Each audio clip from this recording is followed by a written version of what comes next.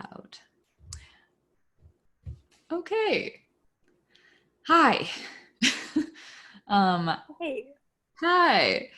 We are joined by Chiara, the lovely Chiara DAngelo. Do you say DAngelo or DAngelo? DAngelo. DAngelo. And this was technically meant to be the first podcast episode for the Canary Collective Podcast. And I like to say that this is a podcast for the orca whale pods, especially because we are wanting to talk about the essential ecosystem restoration that must happen with our dams needing to be removed in rivers all around the world, but especially Washington State is where Chiara has been an amazing activist on so many fronts for years and years. We've known each other through activism for many years, and Chiara has chained herself, if that's okay to talk about. Sure. She is very committed activist, chained herself to an Arctic oil drilling rig a couple of years ago in the Sound in the Salish Sea to protect the Salish Sea, also known as the colonized Puget Sound. And she has been working on dam removal activism for many, many years. And the purpose of this Canary Collective podcast in general is I want to kind of talk about the messages behind the songs, where I released an album of songs and poetry and highlighting voices of other canaries with chronic illness. And I don't want it to just be about the songs. I want us to talk about the call to action that I want people to get out of the album, the call to action in healing our bodies and healing our earth, healing the ecosystems within our bodies that are really feeling the effects of what we've been doing to the earth. And I also like to give a little bit of hope. So I know that you are part of the solution. So I'm so glad to get to talk to you because you give me hope. So Chiara, how are you doing? I was hoping that you could share a little bit about your health journey as well as the activism, as we both have some things in common with that. So Yeah. how are you doing during the pandemic? Really amazing during this pandemic in a way, because I have work that I'm able to do functionally that's meaningful, and I have a home, which has been a struggle through housing insecurity, not for lack of income, but for lack of accessible space that is for rent and is meets my needs. So I guess I'll start by talking a little bit about my childhood and my journey with a mother with chronic illness. When I was born, my mom faced doctor malpractice, so the doctors didn't take care of her properly, and from that experience she developed a chronic illness. Some people call it lupus. She's been dual diagnosed with lupus and fibromyalgia, which are two autoimmune chronic illnesses that she suffered from for, I'm 25 now, so for 25 years. And we moved a lot when I was a kid because of that. So we moved, I want to say maybe 11 times when I was young that we transitioned homes. And so that was partly due to, the housing crisis that's been here. But it's getting a lot worse and more noticeable. But I think there has been a systemic housing crisis for low-income people for a long time. Mm-hmm. So that's kind of my health journey leading up. I have celiac disease, which is an illness that is triggered by the consumption of an allergy, an autoimmune allergy to gluten, which is wheat and rye and barley, things that I can't eat or be exposed to, and didn't know for a long time. So I have a lot of internal health issues related to that. And then I also have a couple other illnesses I don't necessarily want to talk about, but layering health issues And one of those is suffering from a traumatic brain injury. I was in a car accident 3 years ago and suffered from a traumatic brain injury that really debilitated me for about 6 months. And I am still in recovery from, which is a journey and a process. So that's a little bit about my health journey and how it relates to environmental justice. And my passion is from these illnesses. I have sensitivity to chemicals, to neurotoxins, to things that in a way, I feel like most people don't even necessarily notice always. But if I drive through SeaTac or I drive through certain communities, I can smell toxins in the air, and people raise children and live in those communities, and they have higher rates of cancers, they have higher rates of asthma, they have higher rates of autoimmune illnesses. And when you're living in it, it's like the air you breathe, the water you if you're a fish, it's the water you live in, right? And so people don't even know that they're breathing in these. A lot of times people don't know. People do know, and people are organizing and fighting back, but a lot of humans don't know the chronic pollution that they're living in and the way that it is impacting them. And so I'm a big advocate for environmental justice. And in that same lens, I'm also a really big advocate for justice for animals that are always on the front lines of the environment, right? They don't have homes to go into, to close the windows during wildfires. That's chronic, long-term systemic issues on our wildlife. And that is the same thing for sewage spills, right?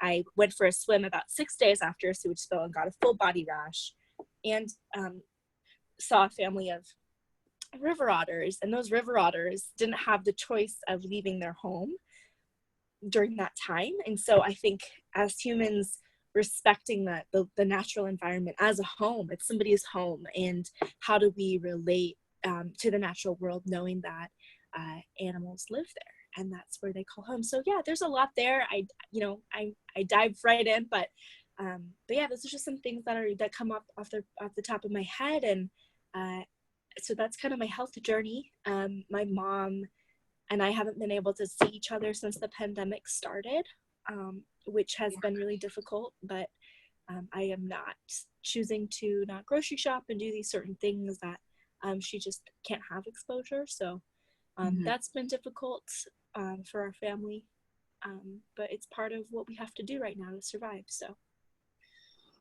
yeah, do you see connection between the pandemic and what's been happening with our Earth's ecosystems? I see kind of a few layers of connection. The first is, I really believe to get out of this pandemic, people need to start believing experts.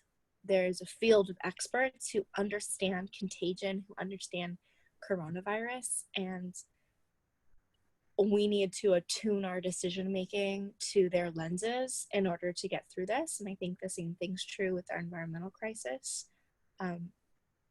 I think that in that same light, it's not always scientists that are the only experts. Indigenous people have layers of understanding and wisdom. There's cultural survival through this pandemic, as well as cultural lenses to apply to getting through the climate crisis. So I think when I talk about experts, I'm not just talking about scientists, but also, well, I guess, cultural scientists, traditional scientists, and the way that those many lenses are important for overcoming both this crisis of coronavirus and the crisis of the climate crisis, which we're in. I think the other layer is kind of this, the way that nature is responding to the stillness of this time, and how we can integrate some of the changes that we've been forced to make from coronavirus back into our normal reality. So there's some inspiring things that we know are possible now, like remote working. Obviously it's not working for everyone, but where it does work, it's exciting for reducing traffic. And also just I'm super curious about a lot of other kind of silver linings that could potentially come from this. Yeah, it's that's very well said, that we need to be listening to the experts, the scientists of all kinds, and indigenous experts, who for many thousands of years there have been people who have been living on this planet who know a thing or two about, traditionally how to live in accordance with the Earth's ecosystems. And so I'm really glad that you brought that up, that the definition of expert is not just a Western scientist model. So yeah, I really feel akin to you with your sensitivity to gluten and neurotoxins. Neurotoxins are found in things like even herbal essences, shampoo.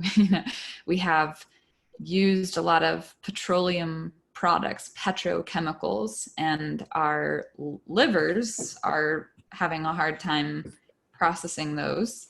And I have heard from several of my functional medicine doctors and alternative health practitioners that there are theories that a lot of potential roots of gluten intolerance and celiac disease, which are very controversial. A lot of people say like, oh, you're not allergic to bread. People have been eating bread for thousands of years, like no problem. And all of a sudden it's a fad. But we are using an unprecedented level of Roundup, biochemical weaponized anti-bug spray in our crops and in our agricultural system. The wheat, there's so much glyphosate, aka Roundup, in our agricultural system. We have stripped our soil of its nutrients that it used to have through tilling and through putting antibiotics into the soil, creating superbugs. So there are other theories about some of the roots of chronic illness and digestive issues. So many people getting diagnosed with irritable bowel syndrome or food sensitivities. And it's no surprise to a lot of the experts, such as Paul Stamets, the mushroom man, who in his documentary Fantastic Fungi talks about the pandemics. He released this film and made it several years ago, but he was predicting pandemics due to our agricultural system and the use of chemicals creating superbugs and affecting our immune systems as well. So I'm curious, like, what are some of the first symptoms that you started feeling, and did you get a diagnosis of celiac disease right away? What was that like? Yeah, it's a great question because I know a lot of people suffer and don't have answers for their question about their health.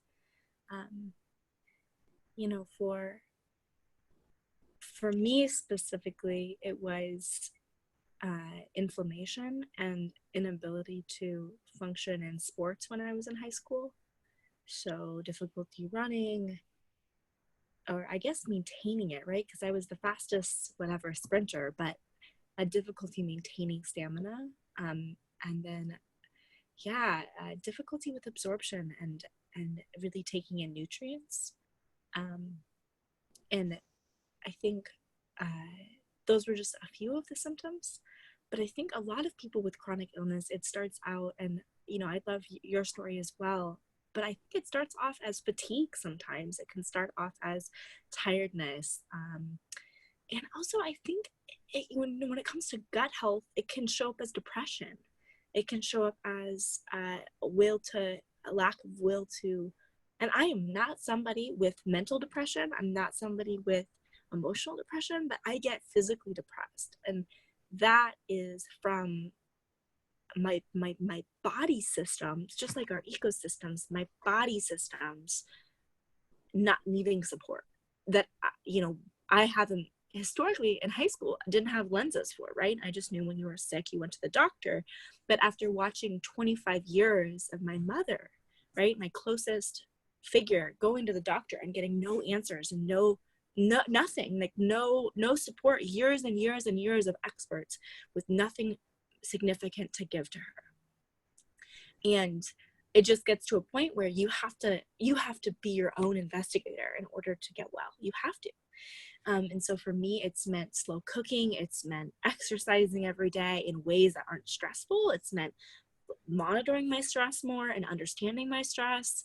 And then in terms of my brain health, it's meant an immense amount of work on herbal medicines and mushroom medicines, including mostly lion's mane was my biggest ally in neural health. But it's really about becoming that investigator and figuring out and really listening to your body. And I think, and tell me what you think. And I'm interested to talk about this, but what I think is that it's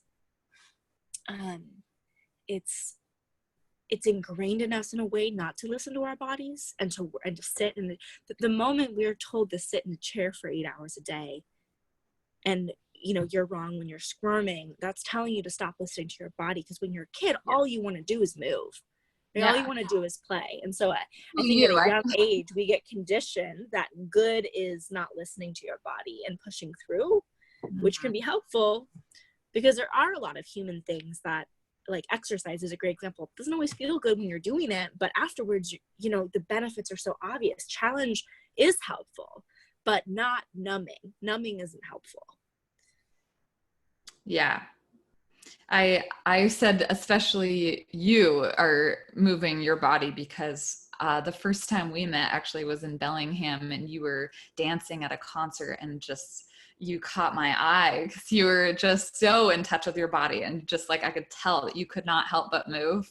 So I mentioned that I let that school system pound into me, like not listening to my body. And I was sick from a young age. So I kind of developed a habit of like escaping, spacing out, because my body experience was so painful. And when I would go into doctor's offices as a kid, they just would, kick the can down the road. So, I do want to say that my experience was similar in having to become my own advocate, because the way that the Western healthcare system usually funnels people through is saying, especially when you get diagnosed with something that they call an autoimmune disorder, whether that's lupus or fibromyalgia, which I at first was diagnosed with fibromyalgia. They try to give you immunosuppressants, because the Western understanding of autoimmune is we know that there's inflammation in your body. What is inflammation? But if you get a cut, then it gets really red and there's swelling, because these like immune cells go to rush to like support it, and mend it. And there's like a lot of activity. Like if you're in a mall and someone faints to the ground, there's going to be a whole crowd that comes up to that site, people who are taking their pulse, people who are getting the stretcher. And so that's kind of what happens with our body. But when we say, hey, there's inflammation here, they say, well, we're looking for the fainting person. We're looking for the virus or the cut or whatever that might be the cause of that place where you're having inflammation. And we tested you for these 5 strains of infections or toxins, and we didn't find what we thought we'd find. So the only reason that we can possibly imagine that your body has inflammation is that it is malfunctioning and it is overreacting and it's attacking itself for no reason. So our answer is to numb your immune system, to like put to sleep your defense cells with steroids, which sometimes that's what you have to do to like quell the fire, But I when they were telling me that was the only answer, that didn't sit right with me. It didn't feel right. And the first kind of symptoms that I started to get when my health really crashed when I was 25, 5 years ago, one of the main things was my neck. I got a bug bite on the back of my neck, and it swelled to the size of like a ping pong ball. And my lymph nodes were rock hard, swollen. I had fever. I was having night sweats, and my tongue was coated orange. And so some really clear signs of infection or, inflammation and kind of an immune response were happening. But when I went into the doctor, they tested me for any kind of infection that I could have got from the bug bite, and they said there was nothing. So the only answer is to take Tylenol and go home.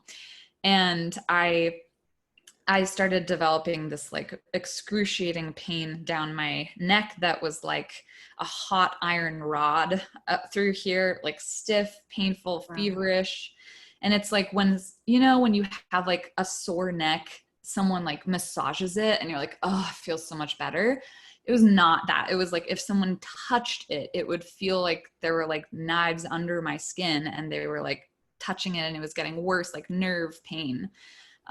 Just very clear like nerve inflammation, and like pretty much if you Google the symptoms of meningitis, like viral meningitis, like that's exactly what I had, like an infection. Major physical trauma. Yeah, but they didn't see it that way. They kept saying like, hold your pencil differently, try rolling up a towel and putting it under your neck when you sleep so that you're not sleeping on your neck wrong. And they were just trying to make me believe that it was musculoskeletal, and they were like, here, let's give you a brace to like correct your body. And that's when I wrote my song Damn Dam about river dams. This is the connection that I wanted to make with you, because I wrote this song because this connection between what's happening with the rivers and the orca populations and the dams is related to what's happening with my body, I felt. Because as soon as I finally, after 2 years, finally reached a Lyme literate doctor who gave me medicine that was addressing infections that would cause inflammation there, within 2 days, the pain was gone. And it was like a dam had broken free, and something that was built up was finally allowed to flow again. And I felt so damn validated, because I had been suspecting that this was an infection, that if I took medicine to help the infection, then that pain would go away, not forcing my body to blaming it on the individual. My body was trying to protect me the whole damn time. Like my body was really trying to keep that infection there and not spreading. So anyway, I wrote the song because you can maybe explain why dams are harming our orca whale populations and our salmon populations and the otter populations and thus human populations. Yeah, I think the first thing to name is that in the 60 million years that salmon evolved, the water temperatures from climate change alone are projected to be warmer than they ever were in that time in the next 200 years. If we don't change, right? Like if we were just to keep going. Yeah. Even at some rate, right? Like if we don't radically change and stop warming. And I think, there's a lot of factors with dams, and I've worked for the Endangered Species Coalition as their Pacific Coast organizer. So I worked on their coastal issues, mostly around orca recovery. And orca whales have 3 major threats, food availability being the first. So they're starving. And when orca whales starve, the second issue becomes prevalent, which is toxins in the environment. And when they starve, they burn their fat, and then the fat is where all those chemicals are stored, all the chemicals that, because they are at the top of the food chain, right? They get all the chemicals, it's called bioaccumulation. So They're a bioaccumulative species, and they have compacted chemicals in their fat that burn when they need that fat when they're starving. And a lot of times when they need that fat is when they're gestating, so when they're creating their offspring, and when they're breastfeeding. And so they're not surviving. There are just over 70 orcas, southern resident orcas, which is 3 different pods, JK, and L pods. And those 3 pods, those are the 2 main factors. The third factor is underwater noise, so that they are basically, I mean, in kind of simple terms, echolocating hunters. So they kind of feed off of each other and to identify where the prey is. And they historically ate really big Chinook salmon. So the reason the Columbia matters, even though these orcas live here, is because as the orcas make their journey out of the Salish Sea every year, mostly K and L pods do this, they journey back with the Columbia River. And this historically used to be about 50% of their diet actually came from those Columbia River Chinook salmon runs. Wow. And about, so those Chinook salmon used to be mighty, mighty fish. And now they have to eat a lot smaller fish, and there's less of them. And so there's just this really extreme condition that happens. And those Chinook actually go up to Southeast Alaska, where they rear for 3 to 5 years, sometimes longer, historically as long as 8 years.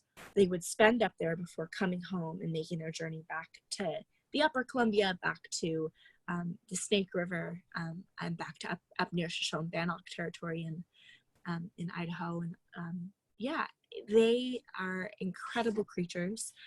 Chinook salmon are, and they're resilient, but they're not resilient to a few things. And those few things are things that dams perpetuate. So they need to spawn. And so dams impact fish passage. There's over 200 dams on the Columbia River system that are blocking fish passage.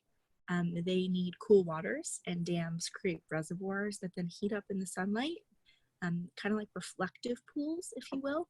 And they just create really warm pools.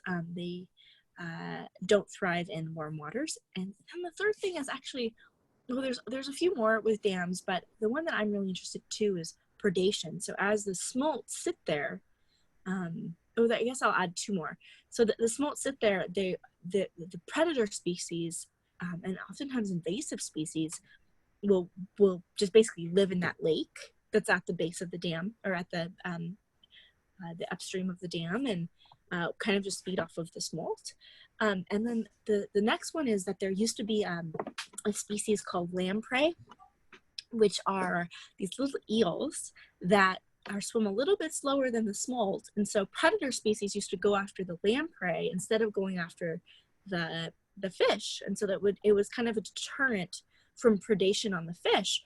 Now the fish ladders aren't made for lamprey, so lamprey can't return, and it's completely devastated the lamprey populations of the Columbia River the dam system has.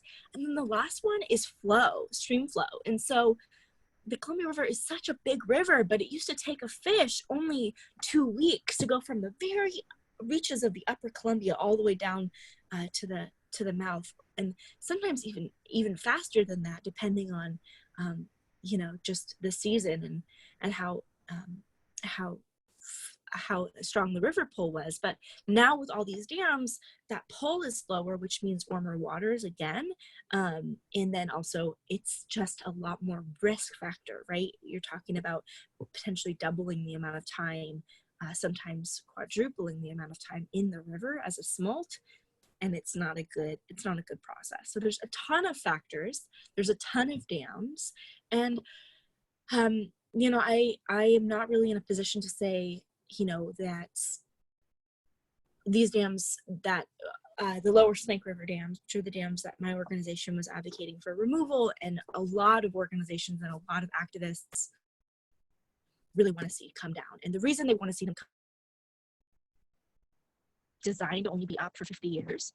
The second reason that they want to see these dams come down is because it would help basically reach recovery goals. So it would bring the smolt to adult ratio, which is the ratio that smolt go down and come back at, which is currently at 1%. So 100 won't leave, 1 will come back as an adult. It would bring that up to about 4 to 5%, which is survival, which is recovery levels. And that's awesome. And then the other thing is that there's no new authority needed to breach them. So technically, experts say the Army Corps could make a decision, though because it's become political, it likely won't happen that way. So a lot there, but there's been other calls. The Upper Columbia tribes face serious ramifications from the dams up there. I'm currently the campaign director for a woman who's from the Colville tribes. Her name's Glenda Breiler. She's running in Olympia, Washington, and her dam system up there has even less fish passage, and it's a really intense story of just very intensely constructed dam projects that were done without the consent of the Upper Columbia tribal communities. And so there's that story, and then there's also the Lower Columbia dams, which the Yakima Nation has recently put out a declaration for removal of. So a lot of dam projects. I traveled to DC with my organization, and one of the tribal leaders that came out to talk to leaders in DC was telling me about the Hell's Canyon complex in Chauvin territory, and the way that those dams have impacted his people. And he went out last summer, and there was no salmon in the river at all, and just his devastation, kind of to see that. So that's kind of the story of dams, in the way that, just like your body's reaction, dams are cause huge shifts, and the entire ecosystem has to respond to those shifts, and it's not sustainable. So it literally cannot continue this way. And yet Eastern Washington communities have a really strong attachment to this infrastructure, and also our entire society is built around it. And so there's a lot that needs to happen before we're ready to figure out how to do this in a way that keeps communities whole. Wow, you know so much about it. I'm not surprised, but just you have so much knowledge. You're one of those people who have the intellectual, high grade intellect for these facts and figures that we need to be arguing, as well as the charisma and like spiritually connected to this story. So you are a threat to be reckoned with for any opposition to this. So I'm so glad that you're working on what you're working on. And I was reading an article in wildsalmon.org or something from like years ago that was saying that a lot of like a myth that about the dam removal proposed projects include like that it would be so costly to taxpayers to do this, but they were arguing that it's actually costing taxpayers like $8 billion that we've already spent on salmon restoration projects, which aren't even working. And our industries, so many industries that rely on the orca whales to be healthy, the fish to be healthy, all of us to be healthy, are completely, if those are gone, then that will be a huge hit to all the industries. So can you argue that like even economically this would be a good idea for everybody? Yeah, specifically Lower Snake River dam breaching, which is 4 dams that were built on Palouse and Umatilla territories.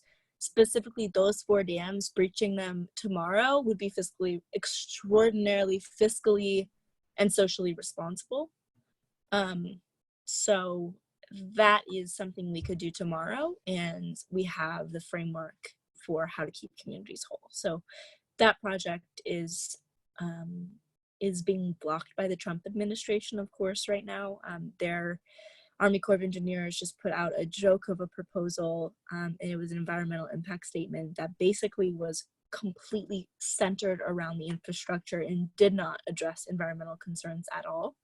It was a pretty weak and watered down document that I personally was fairly offended by, that will inform the decisions about Lower Snake River dam breaching. So pretty horrified by that. And,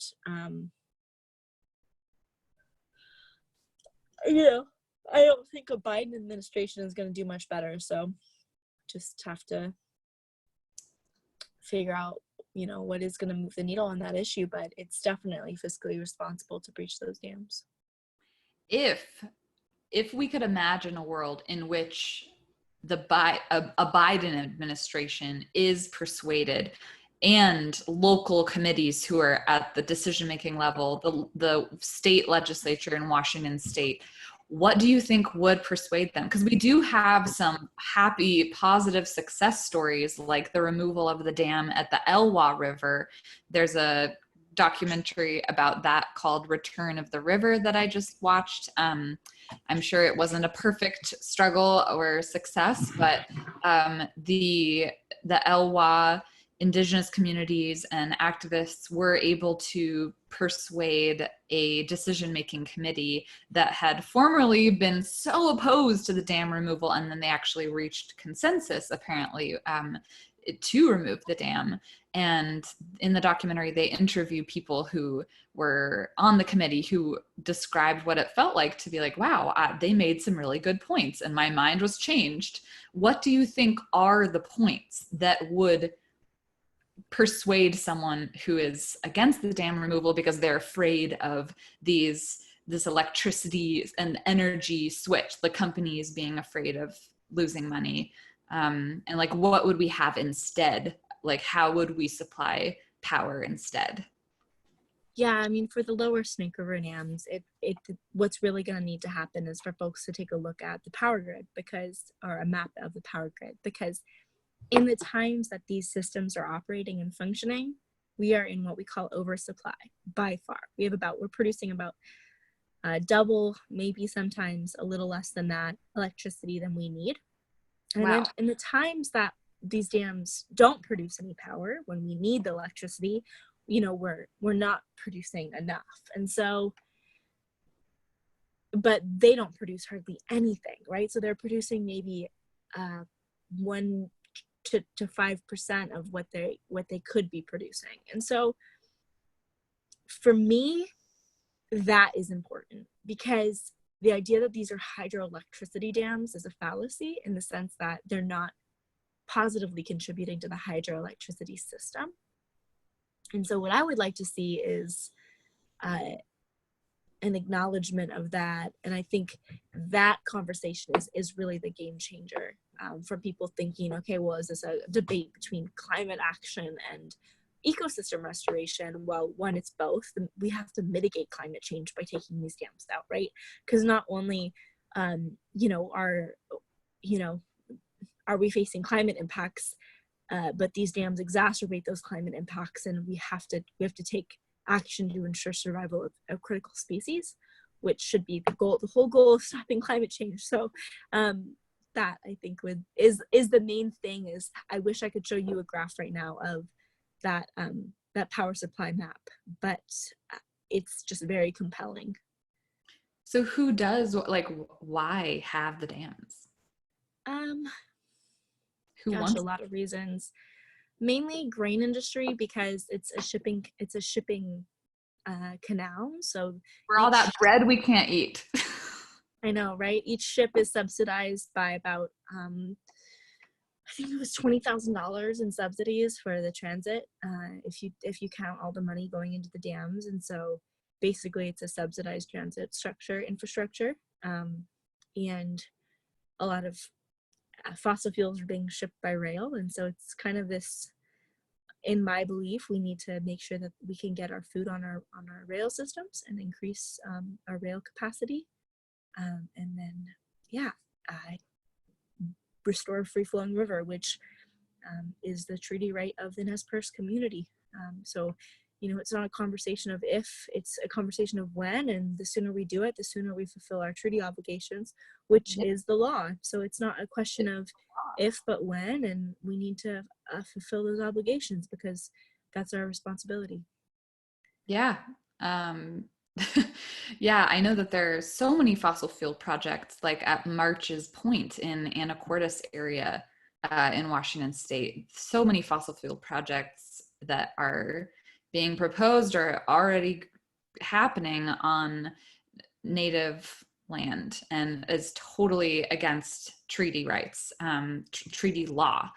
And so how can people support organizations that are taking leadership from First Nations communities specifically in this fight? Yeah, there's a couple of First Nations led organizations. I'm happy to share the links with you. Up in Canada, they're doing work to resist fossil fuel infrastructure that's impacting the Salish Sea, which is the Kinder Morgan pipeline, that are very impressive projects. There is an organization working on salmon defense locally called Salmon Defense. That's a Native American-led organization doing work to protect local salmon runs and remove culverts and do really important salmon restoration work locally. But yeah, I can share some links of Native organizations, and then I'm not a perfect ally, and it's definitely a journey in terms of knowing how to show up in a good way, and something that I'm always working towards. But I think if you want to support organizations that are doing the good work, supporting non-native organizations is awesome. And if you want to support organizations doing the good work for Indigenous folks, Indigenous organizations are always in need of funding, especially at this time with COVID. So highly recommend supporting those Indigenous-led organizations doing that awesome work. Yeah, I am on disability and I have a really limited income right now, but for the last 5 years, I have been sending donations to First Nations organizations and people because it's just incredibly important and essential, and absolutely, if anyone is able to just send money, I think, is that a good move for now to ask of people, or is there anything additional that people can help with the campaign you're working on?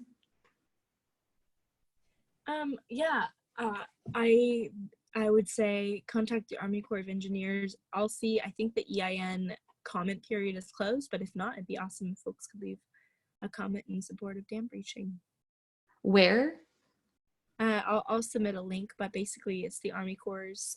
I'll have to give you a couple links to share, but it's the Army Corps' EIS environmental impact statement process. It's a formal comment process. So different organizations have pretty awesome links. I don't have one available, but I can send you the link.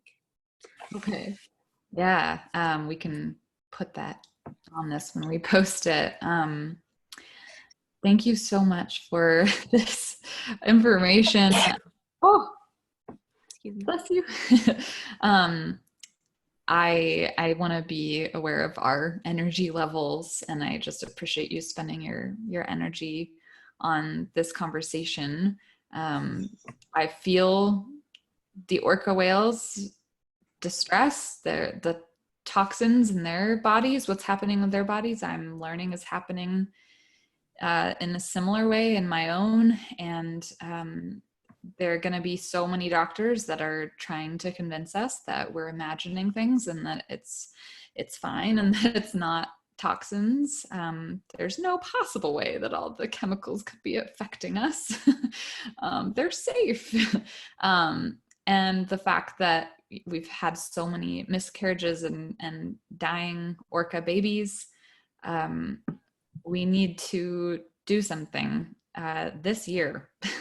We do not right now, we do not have time. So if we were, I like to, in this, so far I've had one other podcast interview, but I want to make a habit of, at the close of every conversation, we pretend we have lived we are zooming into the future, and you and I are having an activist reunion in the year 2040, and we're talking about the last 20 years, and let's pretend some miracles happened and we won in the dam removal projects, and we have successfully transitioned with the railway systems so much more robust, and we have curbed the terrible fossil fuel projects. And are you willing to pretend with me for 30 seconds to a minute and just like act as if we're in the future, and talk about like how wild it was and what things we did to make it happen? You want to try? Okay. Sounds awesome. All right. Oh, so good to see you again, Chiara. Wow. Here, let me go put a jacket on. Time machine. Oh yeah, I should put my robot hat on. Well, pretend this is I'll add some wrinkles. No, we aren't gonna have any of this. Yeah, right. Kaeley, how are you? Oh my gosh, to see you. So good to see you. What a wild couple of decades it's been. Do you remember when I interviewed you for that first Canary Collective podcast? And I was, oh my gosh, struggling with the internet. Like we had like internet connection issues, and like it was the beginning of like video chats before holograms and stuff. Oh, how naive we were. I'm so glad that you continued to fight for the dam removal and the lower Snake Rivers. Oh my gosh. Can you believe that we were thinking maybe that wouldn't happen, and how scared we were? Yeah, it's pretty incredible how everyone pulled together. Yeah. Against the odds. It's pretty incredible. Especially I remember, just the political times at that time were so scary, and it just felt like, nothing we could do could change the conversation. But it's just so incredible, with that tribal leadership, and with just the collective will. It's just amazing how that came to be.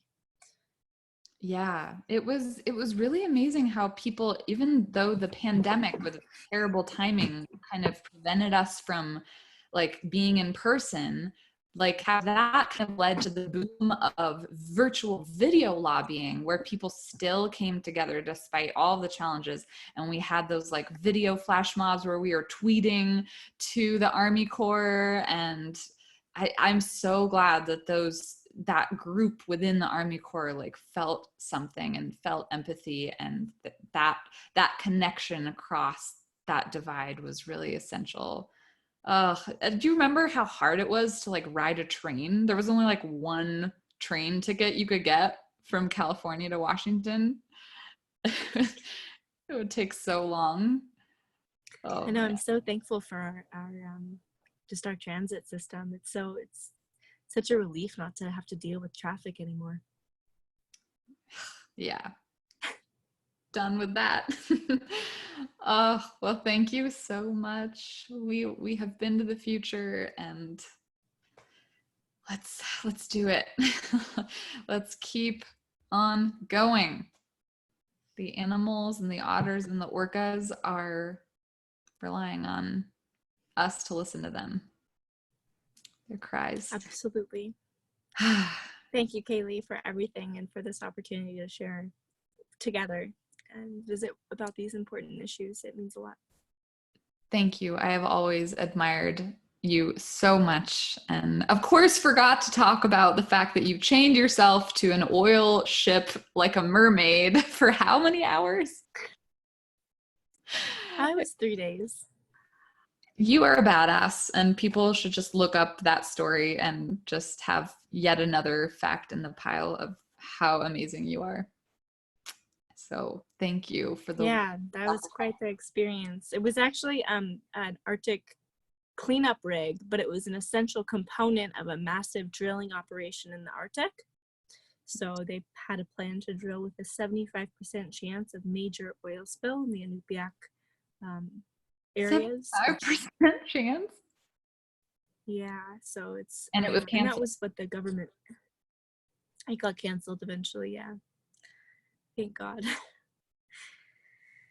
Yeah, so anyways, it was definitely one of those... There's a whole nother conversation there, but I have to go for a call with my boss, but I'm so grateful. So thank you, Kaeley. Yes, everybody contribute to the campaign with Glenda.